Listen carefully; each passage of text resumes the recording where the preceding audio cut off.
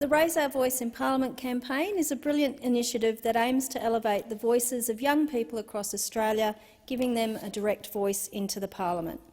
I'm delighted to have been asked to read out the speeches of several intelligent, passionate and articulate young people from Queensland. I start with Sadia Shareef, who is 15 years old. Sadia writes, "Racism is a fast-spreading pandemic. 1 in 5 people living in Australia have been subjected to racial discrimination. Personally, I find it difficult to leave the house without thinking I could become a victim of racism. I'm aware that I'm not the only one who has these feelings. We talk about Australia being a multicultural and accepting society, yet there are such high rates of racism across the country. How can we talk about this when there are people being bullied and belittled for belonging to a certain ethnic group or simply having different skin colour? Being different is what makes us unique and allows our talents to shine. It is the year 2022. It is time for change. I wish that the government can educate children at school about the detrimental effects of racism. Racism is a choice, but never an option. The government should help spread more awareness about racism in Australia to allow members of the public to better understand the effects of racism here.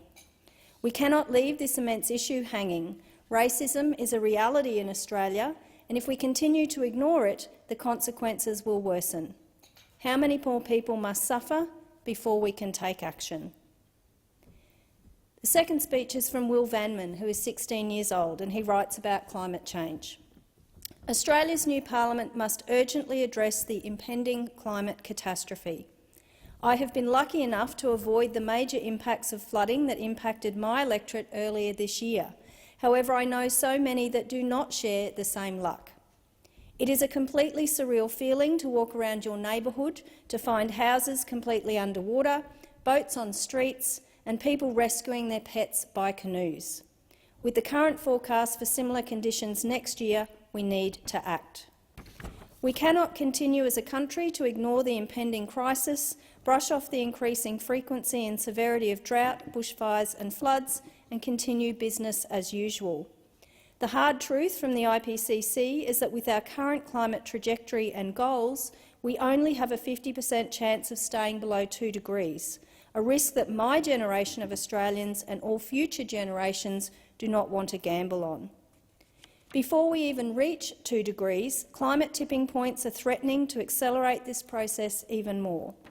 We are coming towards the edge of a crumbling cliffside, knowing it could give way at any moment, yet we are still walking, running, sprinting towards it. The government needs to step up and take a lead as the global leader in the necessary climate revolution.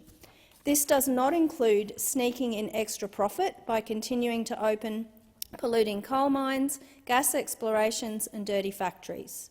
Science tells us that we need a systemic rethink, restructuring and reorienting throughout Australia, including no more coal or gas plants. Real action, not just empty promises. I talk to many of my fellow students who are pessimistic about our future. Currently, the government is letting us down. Our nation will be on the front lines of this ecological emergency and we must respond accordingly.